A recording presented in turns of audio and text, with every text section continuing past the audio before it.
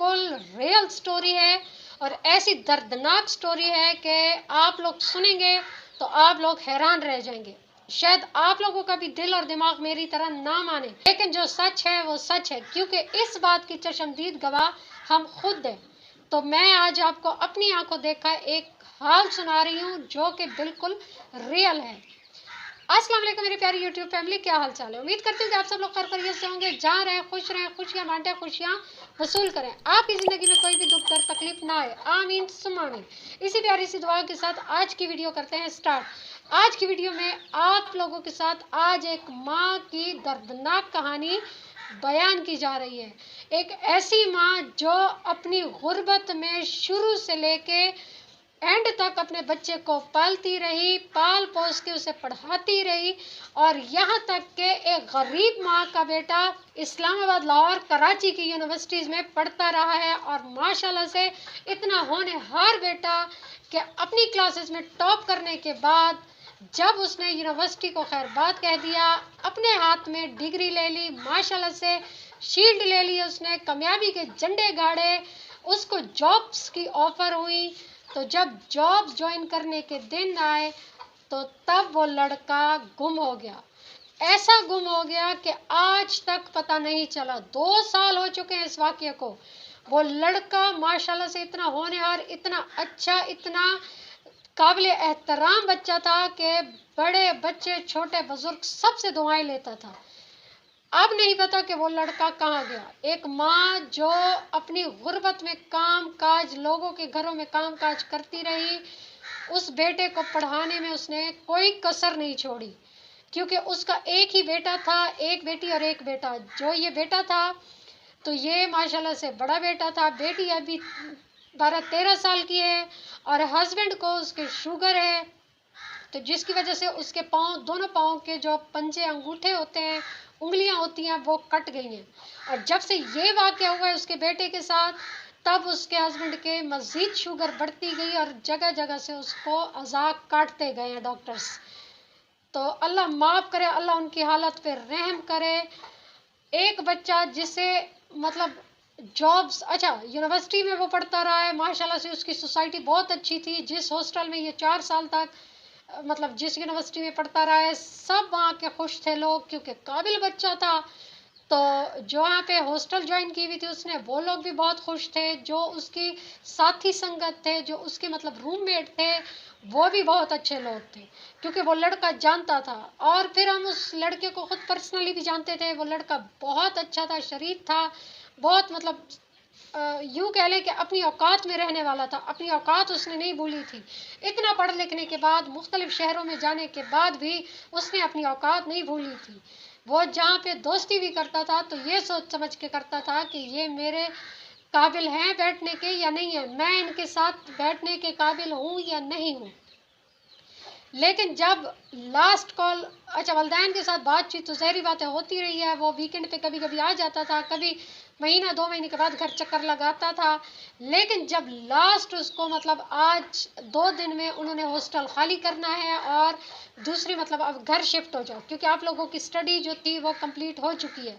तो जब वो हॉस्टल को वहाँ से खैर बात कहने वाला था, उसने अपनी वालदा को कॉल की कि अम्मी आप मेरा सामान, कपड़े, जूते, ज़रूरी जितनी भी अशिया हैं इस्तेमाल की, उससे आप रेडी रखें, क्योंकि मैं जैसे ही आऊँगा उसके नेक्स्ट डे फिर मैंने जॉब पे चले जाना है। और माशाल्लाह से मुझे जॉब ऑफ़र हुई है, लाखों की तनख्वाह है। तो ये मतलब जिस कंपनी में हुई है उसने अपनी वालदा को बता दिया था कि अच्छा मेरे पास अपॉइंटमेंट लेटर है, तो वो मैं घर आके आपको दिखाऊंगा। अच्छा सब खुश हो गए, उसकी माँ ने मिठाइयाँ बांटी हैं, तैयारियां हो गई हैं। वो लड़का आ गया घर, जब आया अपनी वालदा को दिखाया, उसने तैयारी श्यारी की।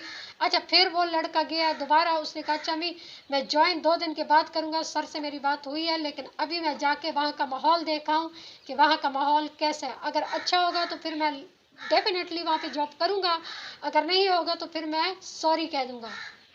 अच्छा वो लड़का वहाँ गया दोबारा, उसी हॉस्टल में उसने 2 दिन रिहाइश की जहाँ पे वो था। तो 2 दिन के बाद उसने वापस आना था, लेकिन वो लड़का नहीं आया। जब उसके घर वालों ने कॉल की, उसका नंबर भी बंद मिल रहा था। फिर उन्होंने हॉस्टल कॉल की, हॉस्टल वालों से बात की, उन्होंने कहा वो तो यहाँ थोड़ी देर के लिए आया था, फिर चला गया था। वो यहाँ पे स्टे उसने नहीं किया। फिर उन्होंने यूनिवर्सिटी कॉल की कि हो सकता है किसी काम में पड़ गया होगा, तो यूनिवर्सिटी कॉल की, उन्होंने कहा नहीं, हमने तो उन्हें फ्री कर दिया था। फिर उन्होंने जो उतने उसके यार दोस्त थे जो उसके साथ रूममेट थे, उन सबको कॉल्स की। उन्होंने कहा कि नहीं, हमारे साथ तो इसकी मुलाकात नहीं हुई। फिर जहाँ पे उनकी जॉब होनी थी वहाँ कॉल की, तो उन्होंने कहा वो लड़का तो आया ही नहीं है अभी, उसने तो ज्वाइन किया ही नहीं है। खैर, वो वालदा बेचारी भाग दौड़ करते रहे। पुलिस, जितने भी बड़े थे इलाके के, जो भी रख रखाव वाले लोग थे, सारे भाग दौड़ कर रहे थे, लेकिन वो लड़का नहीं मिला।